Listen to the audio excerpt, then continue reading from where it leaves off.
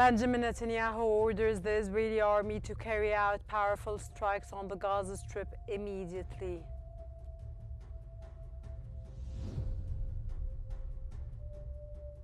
Hamas postpones the handover of the detainee's body due to Israeli violations.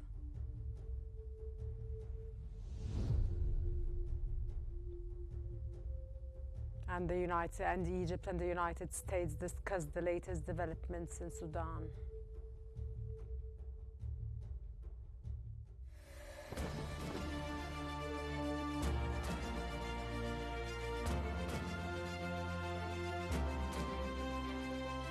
كل الشكر لمصر العظيمة، مصر الشعب المصري العظيم الذي نحبه من أعماق قلوبنا نحن كفلسطينيين. تقدير الكبير لدور مصر في منع أخطر مؤامرة كانت تجري، وهي التطهير العرقي والتهجير للشعب الفلسطيني. موقف مصر الذي منع التهجير، موقف مصر الذي ساند القضية على مدار عشرات السنوات الماضية.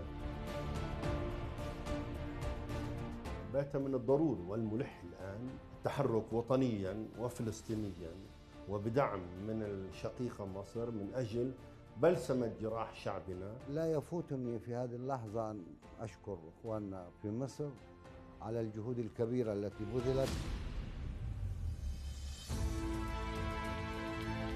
ما كنا نسعى إليه على امتداد الشهور الماضية بمساهمة نشطة من قبل إخوتنا في جمهورية مصر العربية كان يهدف إلى إقرار وإحلال وقف إطلاق النار. طالما احتضنت القاهرة اللقاءات الوطنية بشكل دائم.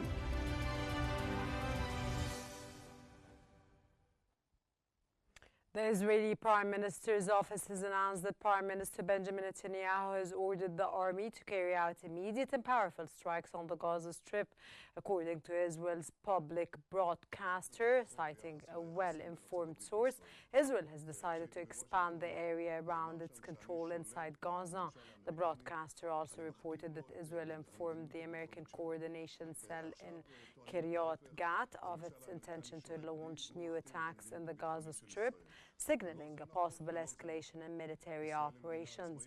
An Israeli military official stated that Hamas violated the ceasefire by carrying out an attack against army forces east of the agreed deployment line.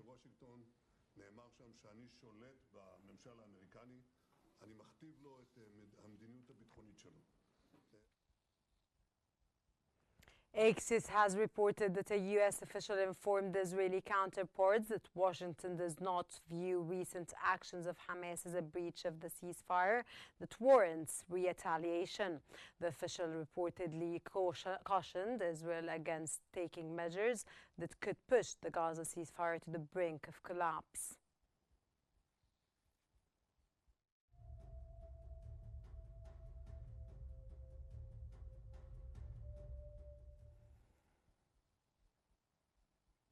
Hamas has stated that they have decided to postpone the handover of the detainee's body, which was scheduled for today, due to violations committed by Israel. Earlier, Hamas announced that it will hand over the body of an Israeli detainee tonight, confirming the remains were found in one of Gaza's tunnels. The movement accused Israel of obstructing recovery efforts by preventing the entry of joint Red Cross Palestinian teams and blocking the delivery of heavy machinery required for search operations. Hamas said these Israeli restrictions continue to delay the process of locating and retrieving the remains of its soldiers inside Gaza.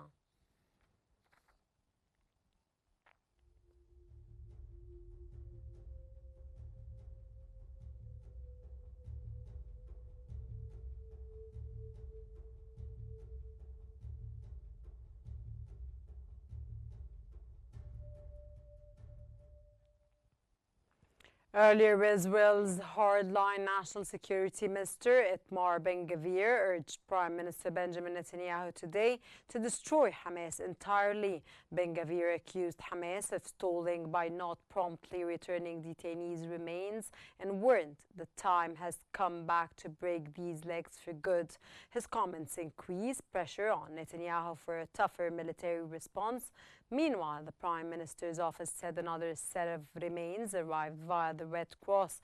In the next context, Hamas has said it returned the remains of 17 of 28 dead and 20 live detainees. Israel confirms 16 bodies.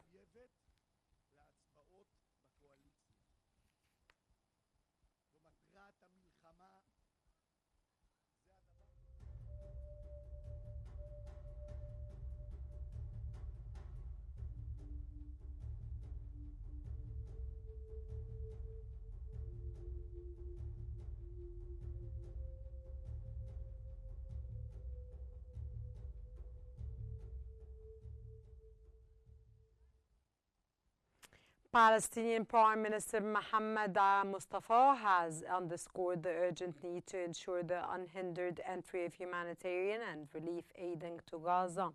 Mustafa reaffirmed the importance of maintaining institutional unity between the West Bank and Gaza under one legitimate authority and a single security apparatus. He also emphasized the need to sustain global coalition efforts aimed at implementing the two-state solution and achieving lasting peace based on justice and international legitimacy. Systemic threats driven by you, our people in Gaza, are enduring one of the darkest chapters in modern history. For nearly a year now, Israel's genocidal war has caused unprecedented loss and suffering and humanitarian catastrophe. At the same time, our people in the West Bank, including East Jerusalem, continue to face systemic threats driven by you. Our people in Gaza are enduring one of the darkest chapters in modern history. For nearly a year now, Israel's genocidal war has caused unprecedented loss. During his meeting with the Iraqi President Jordan's King Abdullah II has underscored the importance of fully implementing all phases of the Gaza ceasefire agreement and halting escalation in the West Bank. He emphasized strengthening joint Arab action to intensify humanitarian relief efforts for Gaza and warned against continued assaults on Islamic and Christian holy sites in occupied Jerusalem. Jordan's King Abdullah reaffirmed that the establishment of an independent Palestinian state remains essential for achieving lasting peace and regional stability.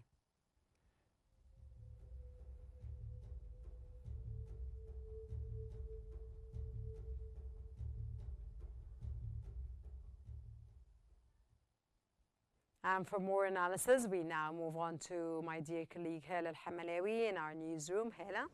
Thank you so much, Rana. For further analysis, we're joined from Cairo by the expert in international relations at Al Ahram, Dr. Ahmed Said Ahmed. Welcome to Q News.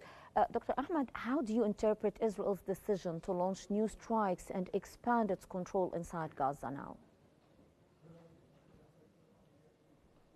And actually, Netanyahu and his decision, where he ordered the Israeli forces to strike Gaza, immediately reflects his attempts, Netanyahu's attempts to satisfy the far-right government and their pressure that they're putting on him, and he is trying to take advantage of Hamas being late to hand over the bodies, and he is attempting to fail the agreement. And so I think that Netanyahu and the US know really well that accessing the bodies will take some time and needs equipment, whereas Israel is preventing the delivery of equipment, and at the same time it's trying to take advantage of this to use as a pretext to reignite the war and strike Gaza and stop us from moving on to the second phase and to hinder any plans to reconstruct the Gaza Strip. And it is also an attempt from Netanyahu to tell the far-right government that Netanyahu is not under the U.S. Control, and that Israel can make its own decisions, after some has said that Netanyahu had to listen to the U.S. pressure and to have a ceasefire. But this shows that the ceasefire agreement is facing great challenges, especially from the Israeli side, in the context of all the breaches that they have been having since the ceasefire agreement. And Hamas was supposed to hand in about an hour a body of an Israeli detainee, Tamer Zarouk, but Netanyahu, of course, is taking advantage of everything that's going on to try to not have the agreement hold up. Given Washington's stance that actions of Hamas do not justify retaliation, how might this divergence in assessment affect U.S.-Israeli coordination and broader diplomatic dynamics in managing the Gaza truce?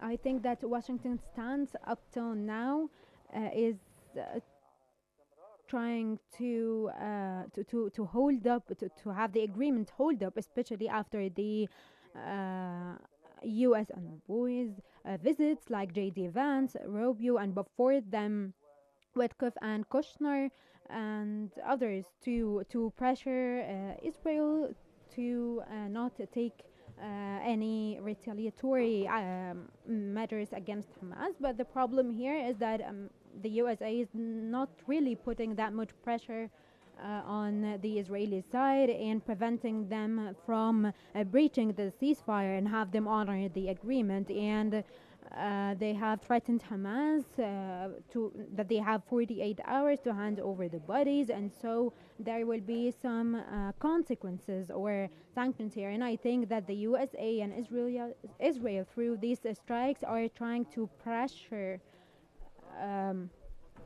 to pressure Hamas into handing over the bodies faster. And I think that Egypt, along with the mediators, are trying to have the agreement hold up and overcome the challenges. And Egypt has sent a team to facilitate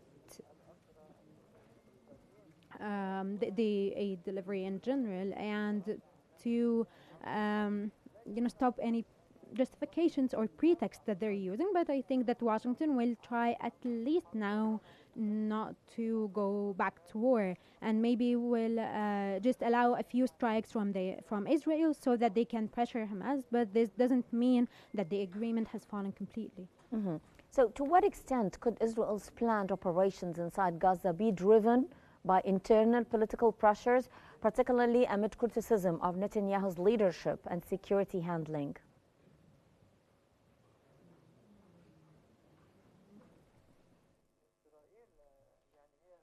Of course, Israel, at the end of the day, they have so much pressure on them from around the world. But the one who could really put pressure on them is the USA. And Netanyahu is taking advantage of the time that Trump has allowed for the 48 hours. They're using this as a pretext to have some strikes in the Gaza Strip. And so, I think that there are so many challenges, and Netanyahu cannot be trusted, and he cannot be trusted to honor the agreement. He always manipulates and stalls, and with all the allegations or from Israel that he is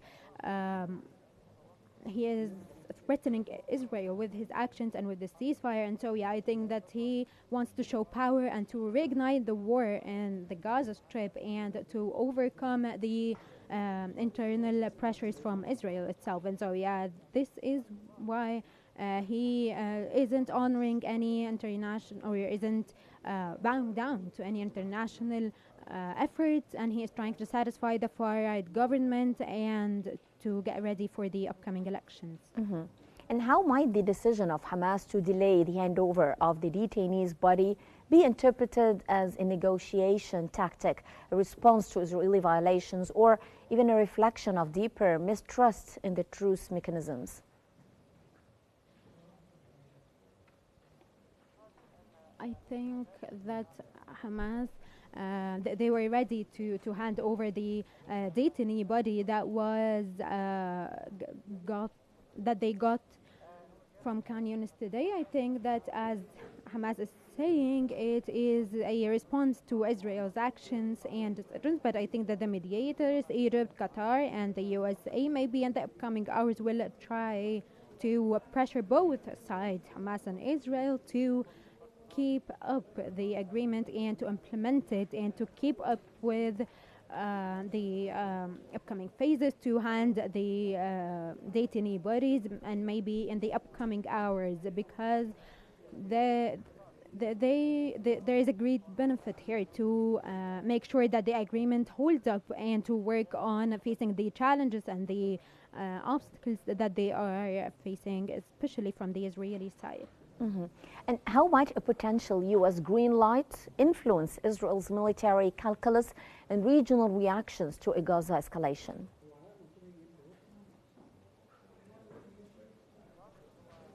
Trump gave some kind of green light, but not fully.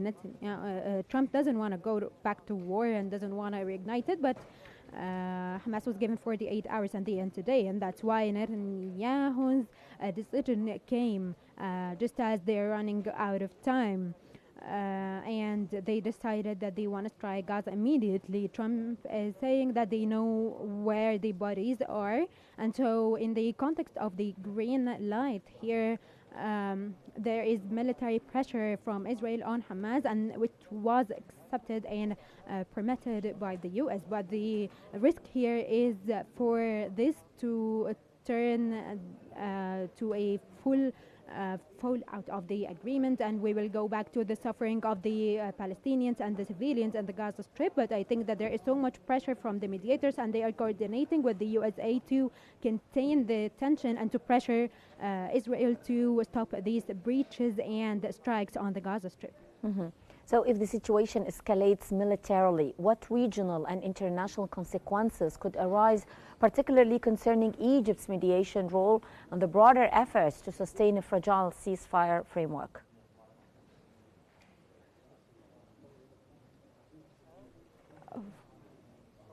Of course, these tensions and breaches and escalation, they were expected.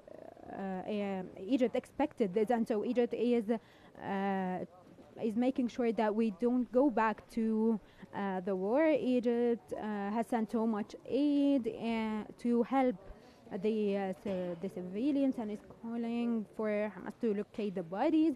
And today they could get out a body because of some equipment that they have received. And also Egypt is making sure to coordinate with Qatar and the USA to make sure that we don't go back to war and to make sure that the agreement will hold up. But of course, Israel's insistence on the breaches will have so many consequences. Israel is aiming to take advantage of what's before them and to take control of the Gaza Strip, to prevent delivery of humanitarian aid, to stop the reconstruction process. And so Egypt is fully aware of the risks and the challenges that they can see, and they are aiming to facilitate the obstacles so that we can move on to the next phase and to start the reconstruction immediately, especially with Egypt hosting the reconstruction conference next month. And so if we go back to war, it will be very hard to start the reconstruction. And so Egypt is aiming to put so much effort and to coordinate with all the mediators to make sure that we fully implement the agreement and to face the challenges facing the first phase. And there are around 12 bodies now, but I think that Hamas is putting so much effort to locate them and end this. Mm-hmm. Well, that was Dr. Ahmed Sayed Ahmed, international relations expert, joining us from Cairo. Thank you so much, sir, for joining us here on Q News. Now we go back again to my colleague Rana Al-Assas in our studio to resume the bulletin. To you, Rana. Thank you so much, Helen. Moving on to Egypt, where the chairman of the Suez Canal Authority has announced the successful completion of a prompt maritime rescue operation to refloat an oil tanker that had run aground while transiting the canal. He confirmed that navigation in both directions has resumed normally, emphasizing the efficiency of the canal's emergency response teams and the authority's capability to handle such incidents swiftly without disrupting global trade flow.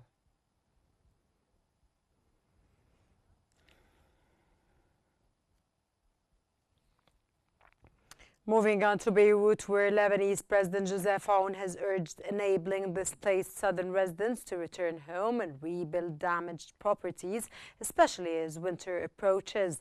His remarks came during a meeting at Babda Palace with U.S. Deputy Envoy to the Middle East, Morgan Orthodox, accompanied by U.S. Embassy officials. The talks focused on restoring calm and stability to southern Lebanon. Aoun emphasized the need to activate the ceasefire monitoring committee and ensure Israel holds its ongoing violations, calling for full implementation of UN Resolution 1701 to allow Lebanese forces to deploy to the southern border.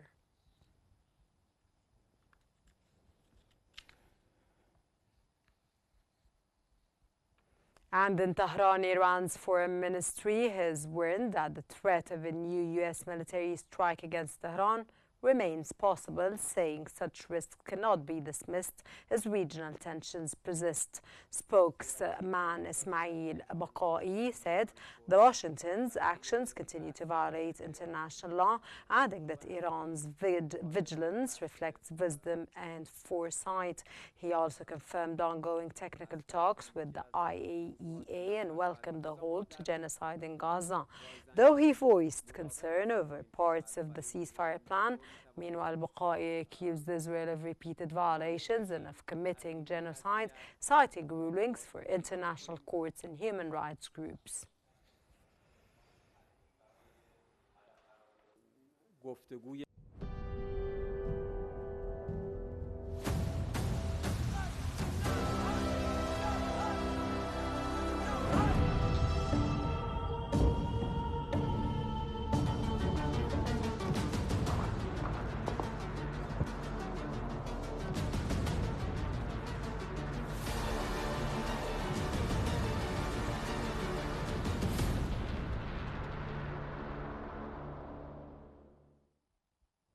Sudan's Sovereign Council Chairman Abdel Fattah al-Burhan has said that leadership's decision to withdraw from al-Fasher came after the city suffered systematic destruction.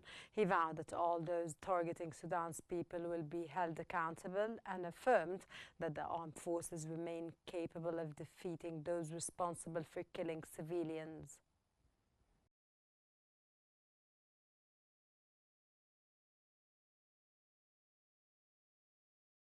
The chairman of the Sovereignty Council has said the army's recent setback in al-Fasher should inspire national unity. He pledged that every effort will be made to overcome this crisis, emphasizing that while Sudan faces a difficult period, it is not the end of the road.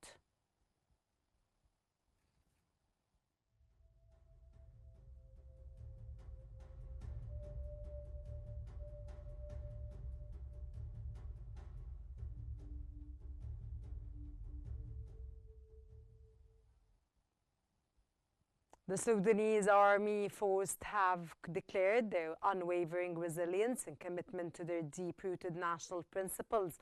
That comes as the military stressed it will never compromise in defending Sudan's sovereignty and unity, despite ongoing challenges on multiple fronts.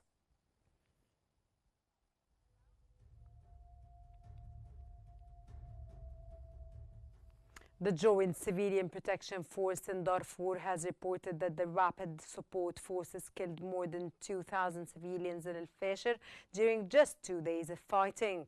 Later, the European Union expressed grave concern over the escalation of violence in Sudan, warning that continued fighting will worsen the country's humanitarian and security crises.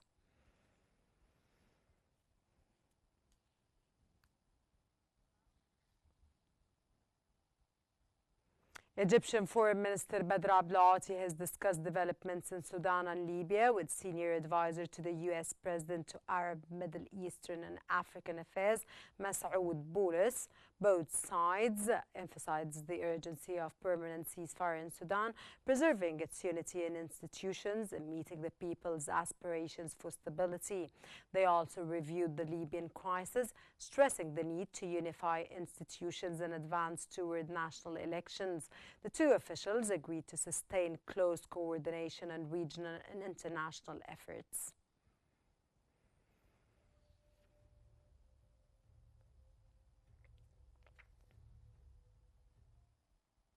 The Arab League has condemned the horrific crimes committed against civilians in Sudan's Al-Fasher, calling for an immediate ceasefire to end the city's prolonged siege by rapid support forces for over 2 years. It also urged the urgent and unhindered delivery of humanitarian aid to the region, warning that the escalating situation poses a grave threat to Sudan's stability, unity, and territorial integrity.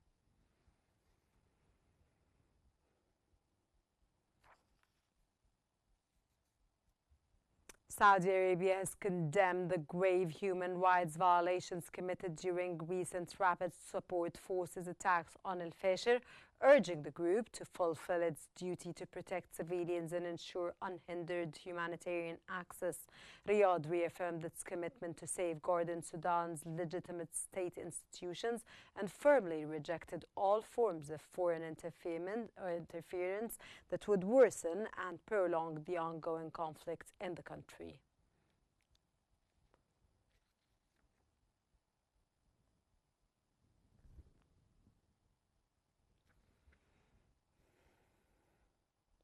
British Foreign Secretary Yvette Cooper has condemned the violation, escalation and urgent restraint by all parties. Cooper also warned that civilians in Al-Fasher faces a serious threat of atrocities as the Rapid Support Forces advance.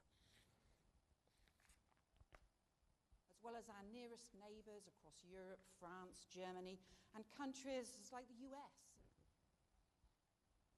The African Union has condemned the atrocities and alleged war crimes committed in Al-Fasher. The AU called on all parties to cease hostilities and protect civilians amidst the worsening situation in Sudan.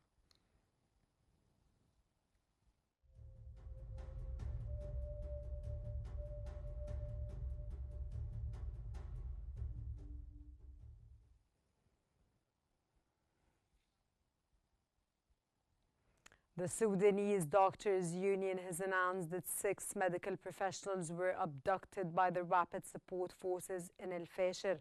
The Sudanese Doctors Union condemned the continued targeting of health workers amidst escalating violence. Earlier, the network reported that the Rapid Support Forces targeted dozens of civilians in Al-Fasher and looted medical facilities and pharmacies.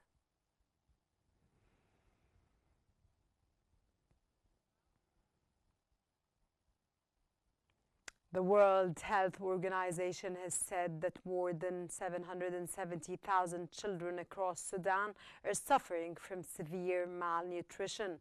The WHO added that as a result of the prolonged conflict, warning of a deepening humanitarian disaster.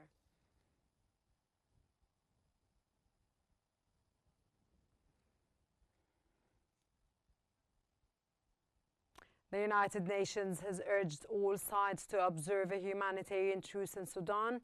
The UN also called for an unrestricted aid delivery to residents of Al-Fasher and demanding the civilians to be fully protected from ongoing hostilities.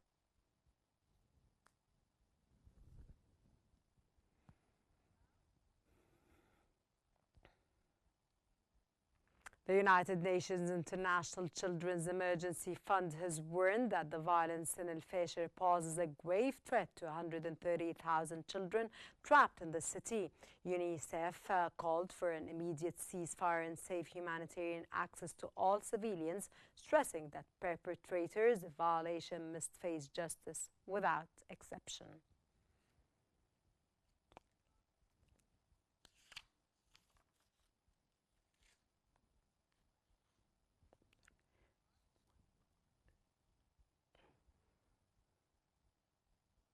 The United Nations Refugee Agency has expressed deep concern over escalating violence in El-Fasher in North Darfur, where 26,000 people have fled to Tawila amid ongoing clashes.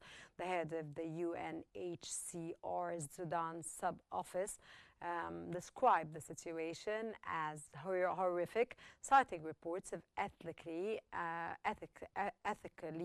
politically motivated killings and indiscriminate violence that comes as fears are growing from the estimated 250,000 civilians still in El-Fasher, as well as potential escalation of violence elsewhere in the country. The head of the UNHCR's Sudan sub-office called for a crisis unprecedented in scale, even for seasoned humanitarian workers.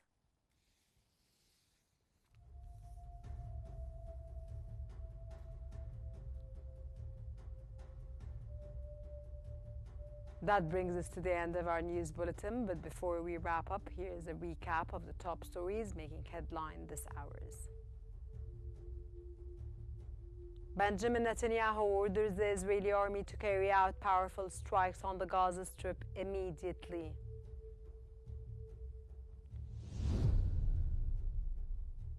Hamas postpones the handover of the detainee's body due to Israeli violation.